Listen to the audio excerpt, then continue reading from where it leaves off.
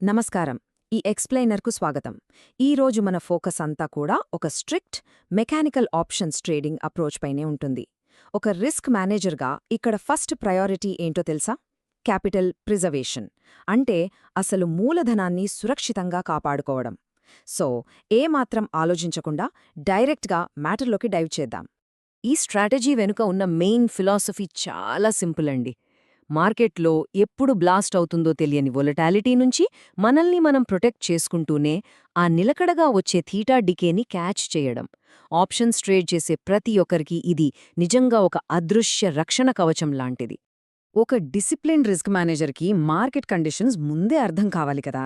Market range బౌండ్లో ఉన్నప్పుడు ఈ playbook ఎక్సలెంట్గా వర్కౌట్ అవుతుంది.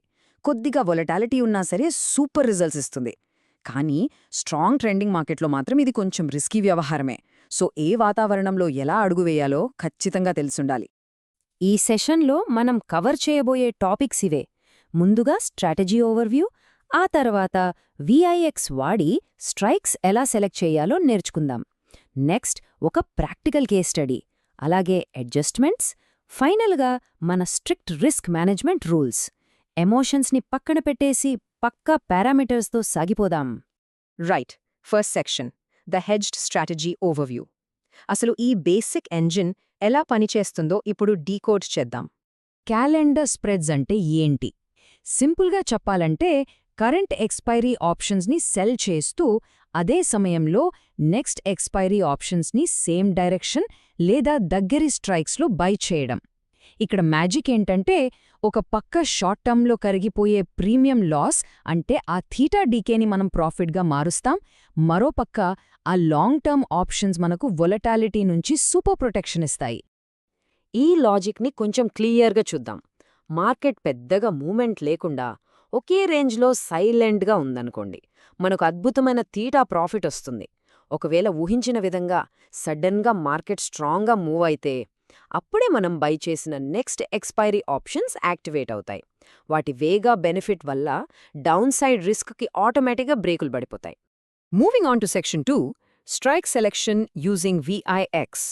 రిస్క్ మేనేజ్మెంట్లో గెస్ వర్క్కి అస్సలు చోటు లేదు. ఇదంతా పక్కా మెకానికల్గా జరిగిపోవాలి. దీనికోసం మన దగ్గర ఒక గోల్డెన్ ఫార్ములా ఉంది. అదే ఇండియా విక్స్ మల్టిప్లయర్. రూల్ చాలా సింపుల్ అండి. అప్పటికప్పుడు ఇండియా విక్స్ వాల్యూ ఎంతోందో చూసి దాన్ని ఇంటూ 2 చేయడం అంతే. ఇమాజిన్ ఇండియా విక్స్ 13 దగ్గర ఉందనుకుందాం. 13 ఇంటూ 2 ఎంత? కరెక్ట్, 26 కదా. సో మనం సెల్ చేసే ఆప్షన్స్ ప్రీమియం ఎగ్జాక్ట్గా 26 రూపాయల దగ్గర ఉండేలా టార్గెట్ చేయాలి. అదే నెక్స్ట్ ఎక్స్పైరీ హెడ్జ్ కోసం బై చేసే ఆప్షన్స్ మాత్రం కొంచెం ఎక్కువ ప్రీమియం, అంటే ఒక 32 నుంచి 33 రూపాయల రేంజ్లో బై చేయాలి. ఎందుకలా?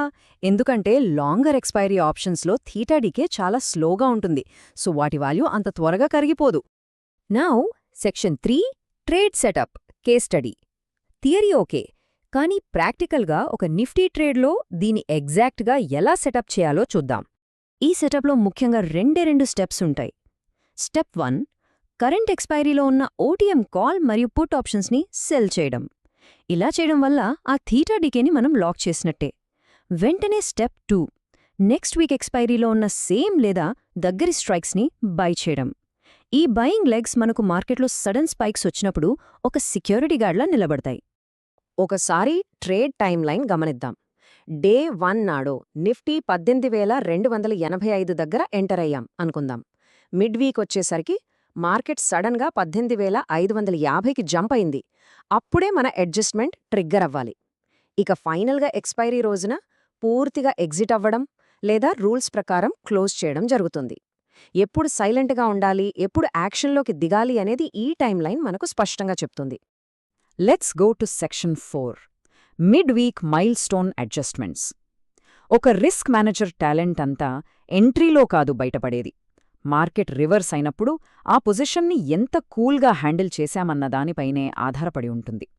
కరెక్ట్గా మనం అనుకున్నట్టే ఎప్పుడూ జరగదు కదా. కేస్ 1, మార్కెట్ స్ట్రాంగ్గా పైకి వెళ్ళి మన కాల్ బౌండరీ 18,550 టచ్ అయిందనుకోండి.